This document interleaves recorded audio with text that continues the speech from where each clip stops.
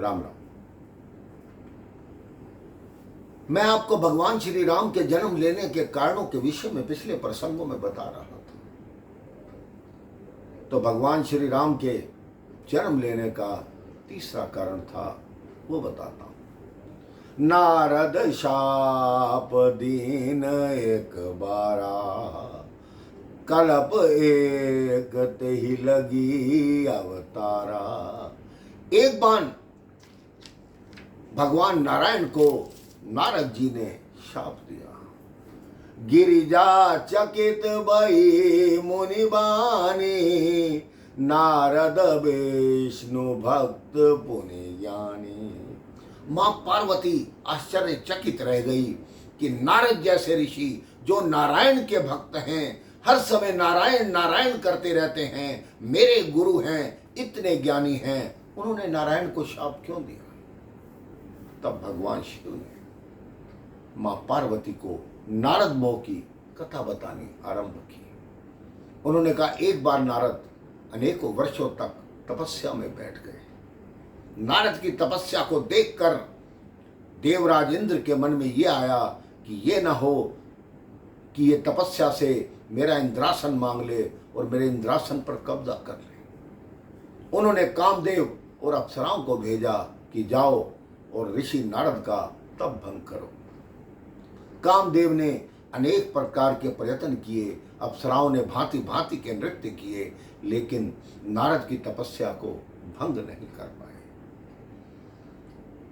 उन्होंने सोचा कि ये न हो कि ऋषि नारद उठकर कोई शाप दे दें। कामदेव उनके चरणों में गिर गए, उनसे क्षमा मांगी कि मुझे देवराज इंद्र ने भेजा था, मैंने इसलिए ये प्रयास किया ताकि आपकी तपस्या को भंग कर सकूं। अब नारद जी के मन में अहंकार उत्पन्न हो गया कि ये वही कामदेव है जिससे दुनिया पराजित हो जाती है, लेकिन आज मेरे सामने ये स्वयं पराजित हो गया है। अब उन्होंने सोचा कि ऐसा ना हो कि दुनिया को पता ना चले कि मैंने कामदेव को पराजित किया। वो स्वयं जाकर ब्रह्मा जी को बताने चले गए। ब्रह्मा जी को बताया कि मैंने कामदेव को पराजित किया है। वो जो कामना का दास है इंद्र, वो मेरी तपस्या भंग करना चाहता था, लेकिन मैं तो नारायण का भक्त हूं, मेरी तपस्या कौन भंग कर सकता है? ब्रह्मा जी ने कहा, ठीक है, तुमने ये प्रसंग मुझे सुनाया, लेकिन यही प्रसंग भगवान विष्णु को कभी मत सुनाना। अब नारद जी ने कहा, देखो मेरी विजय से ये भी जलने लगे। वो भगवान शिव के पास पहुंचे, भगवान शिव को सारा प्रसंग बताया। भगवान शिव ने भी उनसे यही कहा कि ये प्रसंग जाकर विष्णु जी को मत बताना।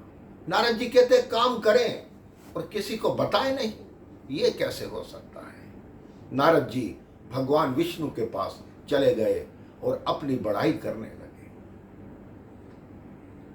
तब भगवान विष्णु ने मन ही मन सोचा कि नारद जी के मन में अहंकार पैदा हो गया है, ऐसा करना पड़ेगा कि इनके अहंकार को मिटाना पड़ेगा। माँ लक्ष्मी ने कहा कि आप कैसे करेंगे?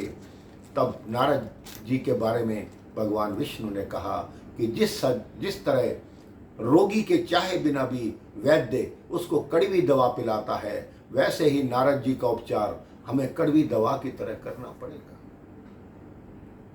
भगवान विष्णु ने एक माया नगरी तैयार की।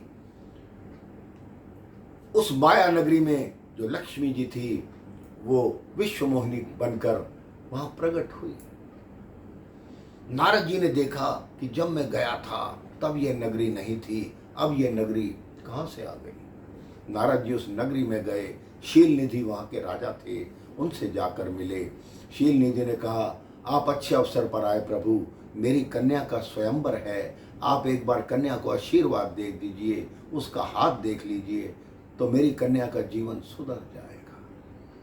अब नारद जी ने जब कन्या देखी, कन्या की हस्तरेखा देखी, तो उन्होंने सोचा ये तो साक्षात लक्ष्मी की हस्तरेखा है, इसका पति तो तीनों लोकों का स्वामी होगा।